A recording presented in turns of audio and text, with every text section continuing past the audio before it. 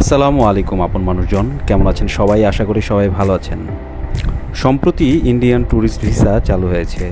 যারা ডাউকি বর্ডার দিয়ে মেঘালয়ের চেরাপুঞ্জি ও শিলং ভ্রমণের পরিকল্পনা করছেন তাদের জন্য আমার আজকের এই ভিডিও।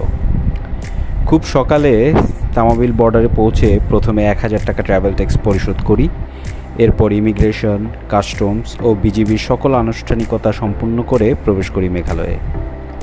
ভারতের নতুন ইমিগ্রেশন অফিসে যেতে হয় তাদের নির্ধারিত ট্যুরিস্ট বাসে, যা সম্পূর্ণ ফ্রি পিক আপ ও ড্রপ অফ সার্ভিস।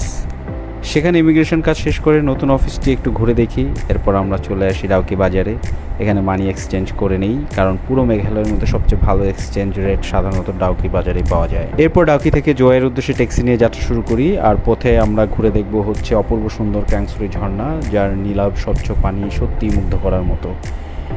এরপর আমাদের যাত্রা আরও রোমাঞ্চকর হতে চলছে। সামনে থাকছে আরও দারুণ সব লোকেশন, ভ্রমণের খরচ, দরকারি টিপস এবং সম্পূর্ণ ট্রাভেল গাইড। তাই মিস না করে এখনই ফলো দিয়ে সঙ্গে থাকুন।